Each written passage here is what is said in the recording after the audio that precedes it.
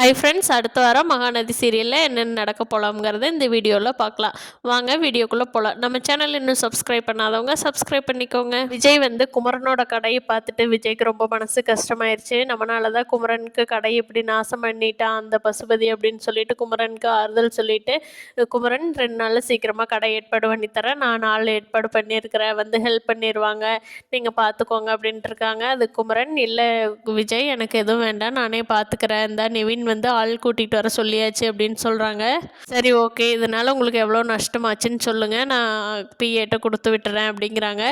இல்லை அதெல்லாம் ஒன்றும் வேண்டாம், நான் பார்த்துக்கிறேன் அப்படின்னு சொல்லி குமரன் சொல்கிறாங்க. கண்டிப்பாக விஜய், இல்லை என்னால் தான், நான் கண்டிப்பாக கொடுக்குறேன் அப்படின்னு சொல்லி குமரனுக்கு ஹெல்ப் பண்ணுறாங்க. நிவின், குமரன், விஜய் 3 பேருமே சேர்ந்து அந்த பசுபதி எப்படியாவது பிடிச்சிடணும், அவன் பாரு எவ்வளோ கெடுதல் பண்ணிவிட்டு நம்மளுக்கும் சேர்த்து கெடுதல் கொடுக்குறான் அப்படின்னு சொல்லி 3 பேரும் பேசிகிட்டு இருக்காங்க. கண்டிப்பாக 3 பேரும் சேர்ந்து பசுபதியை எப்படியாவது திட்டம் போட்டு பிடிச்சிருவாங்க. பிடிச்சாங்கன்னா பசுபதிக்கு இருக்குது.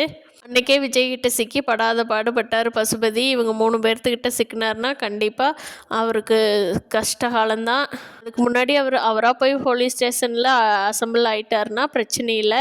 பார்க்கலாம் ஃப்ரெண்ட்ஸ், அடுத்த வாரம் என்னென்ன சுவாரஸ்யமாக நடக்க போகுதுன்னு. இல்லை உயிர் பொழைச்சி வந்து சாட்சி சொல்கிறாங்களா, இல்லை அதுக்கு முன்னாடியே பசுபதி சிக்கிறாராங்கிறத இனி வரும் எபிசோடில் சந்திப்போம்.